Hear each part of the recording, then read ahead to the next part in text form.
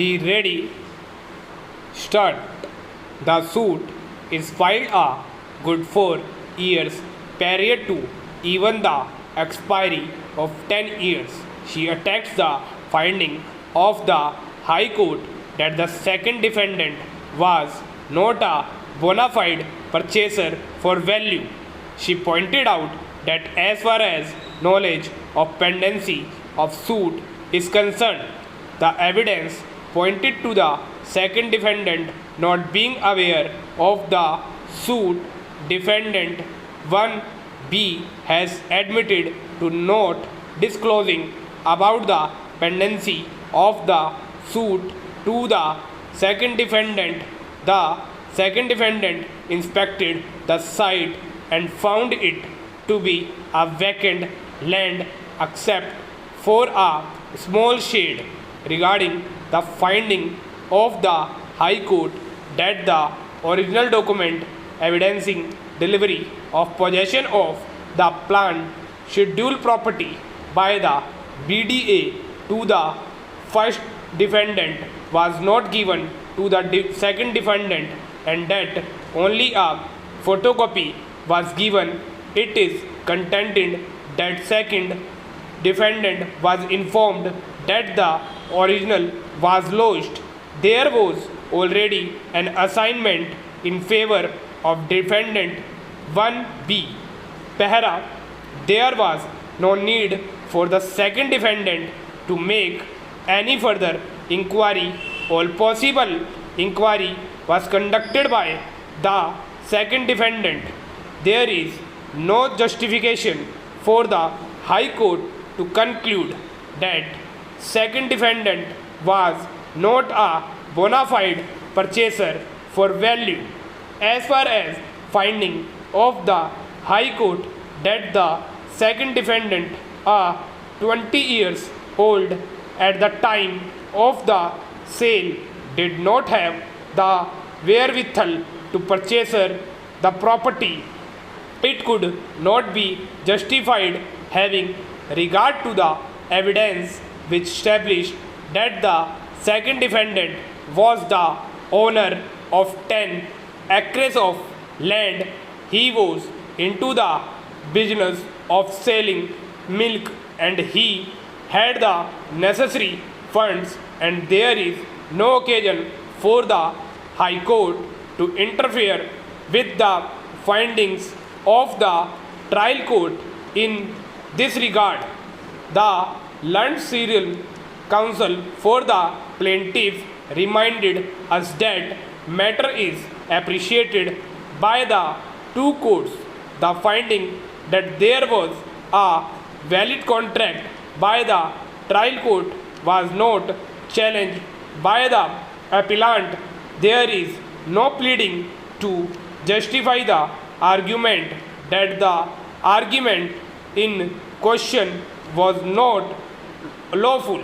The lease cum sale agreement nor the rules prohibited for an agreement to sell the site. He pointed out that the rule which is relevant to the fact is Rule 17. Even Rule 18 relied upon by the appellants did not stand in the way of the agreement to sell or the sale in favor of the plaintiff.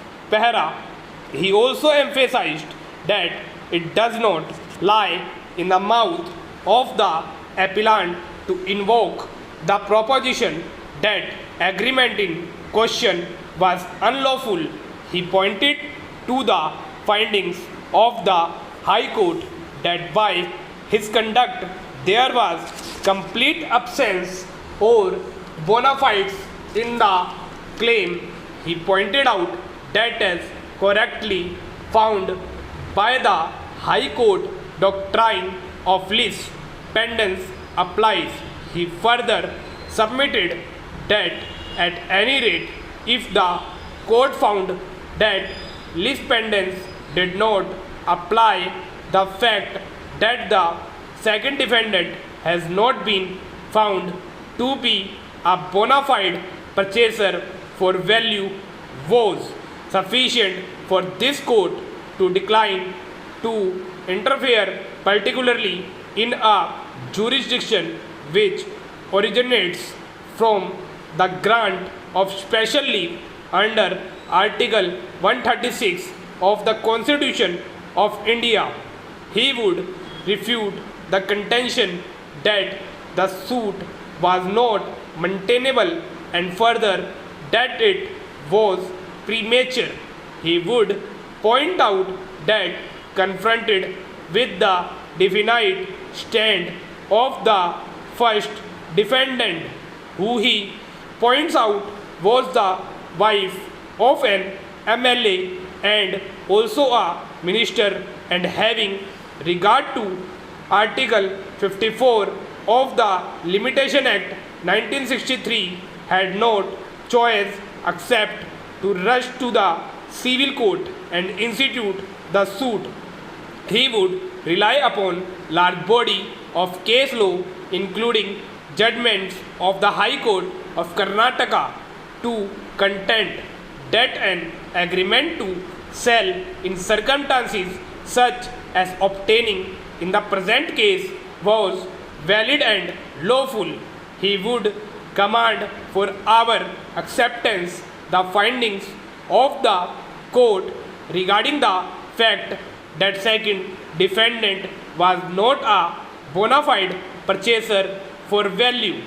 Para, he did not have the necessary capacity and he was fully aware of the pendency of the suit. The City of Bangalore Improvement Act 1945, going by the preamble, was enacted for the improvement of the city Bangalore and to provide space for its future expansion. It contemplated the appointment of a board of trustees which was to consist of 11 trustees, with the chairman and 6 trustees being appointed by the government. The act clothed the board with the power to undertake improvement schemes. What is of relevance to the present case are the following provisions. Section 24 read as board not to sell or otherwise dispose of sites in certain cases. The board shall not sell or otherwise dispose of any sites for the purpose of constructing buildings thereon for the accommodation of person until all the improvement specified in section 23 have been substantial provided for the estimated. This provision was to followed in all the case which come under this jurisdiction and legal action accordingly being taken.